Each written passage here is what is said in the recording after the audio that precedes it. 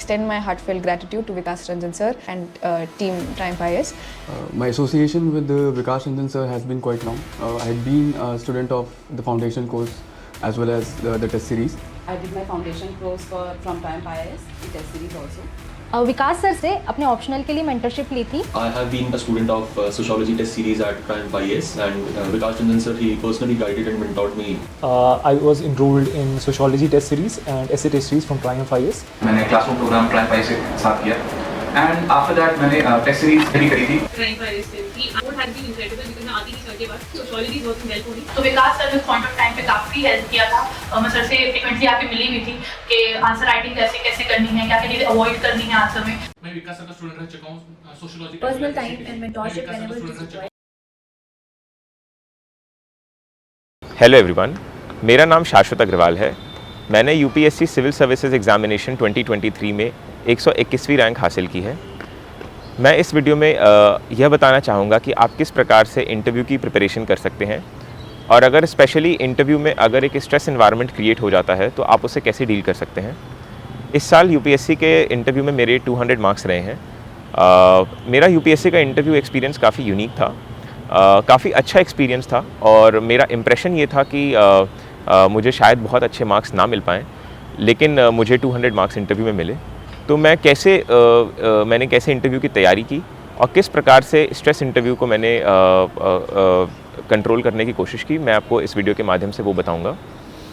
सबसे पहले यूपीएससी के इंटरव्यू की जो प्रिपरेशन होती है उसमें आप एक डिटेल्ड एप्लीकेशन फॉर्म भरते हैं, जिसमें आप अपनी सारी डिटेल्स जैसे प्राइजेस, मेडल्स, स्कॉलरशिप्स, हॉबीज़, अपने एजुकेशनल डिटेल्स, ये सारे आप उसमें एंटर करते हैं. तो सबसे पहला जो कि एस्पिरेंट्स के लिए जो इंटरव्यू दे रहे हैं, जो ज़रूरी है वो ये है कि वह अपने इस डैफ के कीवर्ड्स को प्रिपेयर कर लें और इन कीवर्ड्स पे एक अलग से क्वेश्चनेयर बना लें और उन क्वेश्चनेयर्स के आंसर बना लें.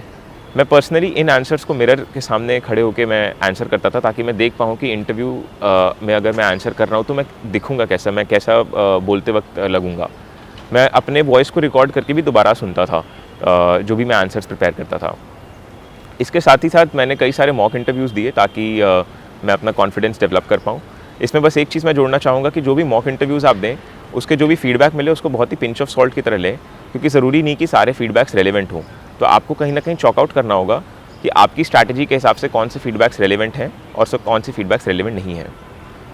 तीसरी चीज़ जो कि सबसे ज़रूरी है वो ये है कि अगर आपका इंटरव्यू एक स्ट्रेस इंटरव्यू होता है, यानी कि कुछ आपसे सवाल ऐसे पूछे जाते हैं जो कि काफ़ी नॉन कन्वेंशनल है, या फिर वहाँ पे कुछ ऐसा सिनेरियो बनता है कि थोड़ा स्ट्रेसफुल एनवायरनमेंट आपके लिए क्रिएट हो जाता है, तो आप उससे कैसे डील कर सकते हैं. मेरा जो इंटरव्यू था वो रिलेटिवली हाई स्ट्रेस एनवायरनमेंट में था. अदरवाइज़ यूपीएससी के इंटरव्यूज़ काफ़ी कॉर्डियल होते हैं, लेकिन मेरे इंटरव्यू में 2-3 ऐसे स्निपेट्स हुए थे जहाँ पे मुझे काफ़ी हाई स्ट्रेस फील हुआ था. फॉर इंस्टेंस मेरे केस में जो चेयरपर्सन थे वो बीच में 1-2 बार रूम एग्जिट कर गए थे, प्लस एट टाइम्स वो बीच में बुक्स भी पढ़ रहे थे, न्यूज़पेपर्स पढ़ रहे थे. तो मुझे ऐसा लगा कि probably he is not interested that much in my answers and I am just one other candidate. But still, what I tried 4-5 things to do in this entire interview process, and that enabled me to sail through it. The first is that you have to maintain utmost calm and composure. I think they deliberately stress test you so as to check whether you can maintain your calm and patience in the tough times. So in my case, जब chairperson exit भी कर गए थे, तब भी मैं अपना calm and composure काफ़ी maintain रखा और मैंने सारे आंसर्स एज इट इज़ बाकी मेंबर्स को देने की कोशिश की with a smile on my face, showing that I am not nerved by any of the actions of the chairperson. Secondly, the second thing that I did was that I answered all the questions with utmost confidence and conviction. So let's say कोई answer ऐसा पूछा गया जिसमें they were expecting some logical outcome out of it or any opinion out of any specific issue, then I answered those opinions with very much of confidence and conviction, and I reasoned that and I maintained my spine. So generally there is a debate interview में कि whether you should change your opinions or whether you should maintain your opinions and maintain your thought process. My understanding is that if the issue is something on which आपका opinion काफ़ी well developed है, काफ़ी logically well developed opinion है, तो you should maintain your spine, you should not change your opinion. लेकिन अगर कोई ऐसा issue है जिस पे वो आपसे opinion पूछते हैं जिस पे आपको बहुत knowledge नहीं है या फिर आप half baked opinion दे रहे हैं, उस केस में अगर वो discomfort show करते हैं तो आप अपना ओपिनियन चेंज कर सकते हैं, लेकिन उसमें भी आप बहुत रेडिकली अपना ओपिनियन ना चेंज करें। आप पहले ऐसा बोलें कि sir I take a tab on the issue and then I read more about it, ताकि वो दिखाए कि you are willing to gather more knowledge on the subject and then change your opinion rather than changing your opinion outright for the interview board. So ये second चीज़ था। Third था कि I had very extensive preparation on all the issues of my DAF। जैसा मैंने बताया कि जो DAF के keywords हैं उनको prepare करना बहुत ज़रूरी है। The first question was on my home district. The chairperson asked me that आप वाराणसी से हैं, तो आप बताइए कि what are the cultural civilizational significance of Varanasi। And from there he jumped to BHU कि BHU की क्वालिटी डिग्रेड हो रही है, आपका क्या ओपिनियन है इस पे। And then he came to my campus from my college that is JNU कि do you think that JNU is becoming very theoretical in nature. So ये जो एक पूरा का पूरा जर्नी होता है वन क्वेश्चन और उसके बेसिस पे अलग अलग क्वेश्चंस पूछने का, इसको मैंने पहले ही प्रिपेयर कर लिया था। मैं बनारस प्रिपेयर कर रहा था, तो मैंने बनारस के एजुकेशन में BHU प्रिपेयर किया था, और मैंने JNU क्योंकि मेरा मास्टर्स वहाँ से है तो मैंने ऑलरेडी वो प्रिपेयर किया हुआ था। तो क्योंकि DAF के कीवर्ड्स पे मेरी एक बहुत अच्छी पकड़ बनी हुई थी, मैंने बहुत अच्छी तैयारी पहले से कर ली थी, तो जो क्वेश्चंस चेयरपर्सन ने पूछे वो मैंने काफ़ी अच्छे से आंसर कर लिए। So third thing to manage any interview is that you should have a very extensive base preparation of the entire interview. Fourth is that I think you should not hesitate in taking pauses. अगर आपसे कोई ऐसा question पूछता है जो कि काफ़ी unconventional है और जो कि आपको स्ट्रेस में डाल रहा है, तो उस केस में you can very liberally ask the members that sir can I take a 30 second pause for thinking. So for instance मेरे से, क्योंकि मेरे DAF में SDGs मैंशनड है, सस्टेनेबल डेवलपमेंट गोल्स ये मैंशनड है, तो उन्होंने मुझसे एक बहुत ही एनालिटिकल क्वेश्चन वहाँ पे पूछा कि Shashwat tell me what are the 2 areas where SDGs are conflictual in themselves. So ये मेरे लिए काफ़ी थिंकिंग क्वेश्चन था, क्योंकि मुझे इमीडिएटली इसका कोई आंसर नहीं आ रहा था। So I politely asked the member for a pause for 30 second to think, and उन्होंने मुझे तुरंत अलाउ भी किया। And the moment the 30 second got over, suddenly I recalled the 2 answers, I could evaluate that, and मैंने बताया कि गोल 1 और गोल 13 जो कि नो पॉवर्टी और क्लाइमेट एक्शन है, ये आपस में कॉन्फ्लिक्चुअल हैं, क्योंकि डेवलपिंग कंट्रीज़ जैसे इंडिया अगर क्लाइमेट एक्शन में अपने सारे रिसोर्सेज स्पेंड कर देंगे तो पॉवर्टी एलिविएशन और इकोनॉमिक डेवलपमेंट के लिए उनके पास रिसोर्सेज नहीं बचेंगे। सिमिलरली गोल 9 जो कि इंडस्ट्री इनोवेशन इंफ्रास्ट्रक्चर है, और गोल 14 and 15 that is life below water and life on land, ये भी कॉन्फ्लिक्चुअल है, क्योंकि जब हम इंडस्ट्रीज लगाते हैं तो लैंड एक्विजिशन करते हैं। तो I reason that, and he was fairly satisfied with the answer.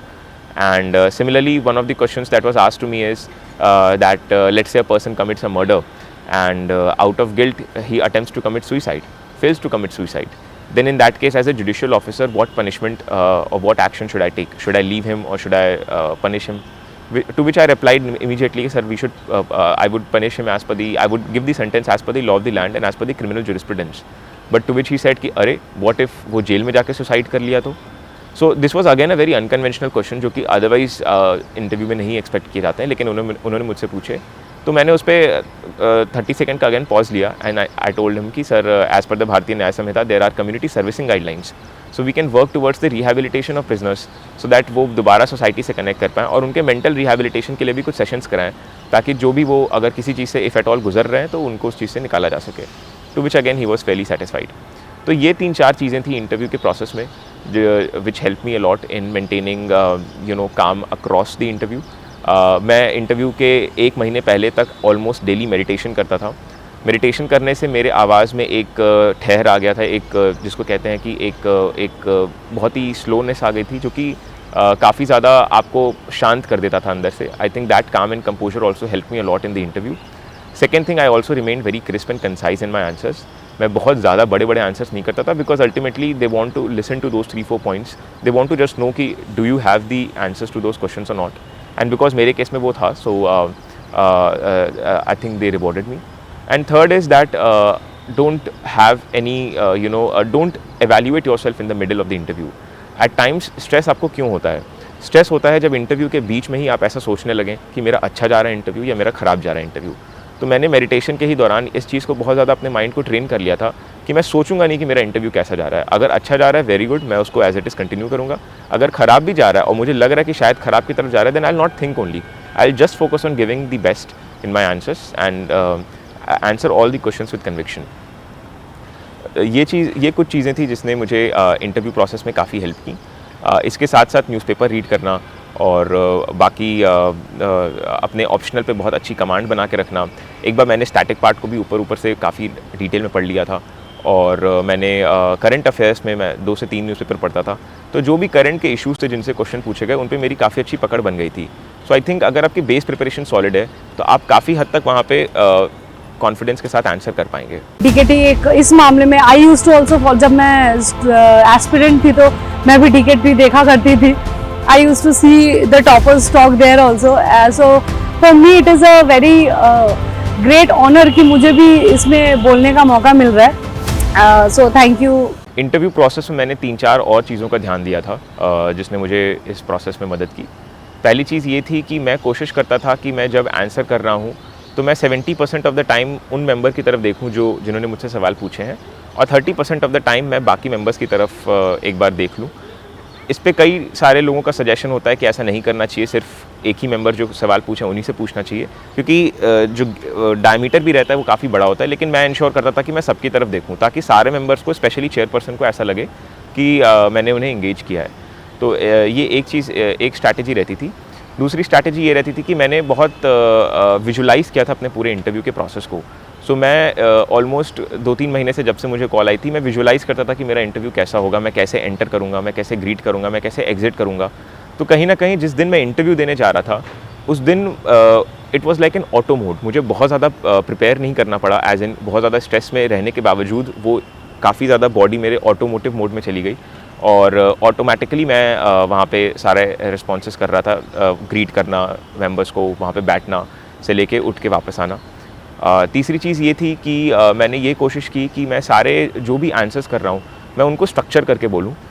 जैसा कि मैंने बताया कि कंसाइज तो मैं बोलना ही है, लेकिन उसके साथ साथ मैं कोशिश करता था कि मैं उन्हें पॉइंट फॉर्मेट में बताऊँ, जैसे कि सर फर्स्टली, सेकेंडली, थर्डली। तो इससे वो कहीं ना कहीं एक लॉजिकल आउटकम पे आके आंसर्स मेरे कंप्लीट होते थे। This again I practised a lot in the mock interviews. And fourthly I think मैंने काफ़ी एक मल्टीपल डायमेंशंस को भी लाने की कोशिश की अपने आंसर्स में। आंसर्स को तो मैं क्रिस्प रखता ही था, लेकिन अगर कोई इकोनॉमिक्स का क्वेश्चन आ रहा है तो मैं उसमें भी सोशल एंगल से एक आंसर अपना देने की कोशिश करता था। So it was very unique for the members also कि एक मल्टीपल डायमेंशंस, जैसा कि हम लोग मेंस में लिखते हैं, वैसा अगर हम लोग इंटरव्यू में भी आंसर करें तो not very descriptive but very concise, but again covering multiple dimensions. That was another thing that help me a lot in the interview. So thank you everyone for listening. If you have any doubts, please reach out to me in the comment section. मैं कोशिश करूँगा कि मैं आपके सारे doubts ले सकूँ। Thank you and जय हिंद।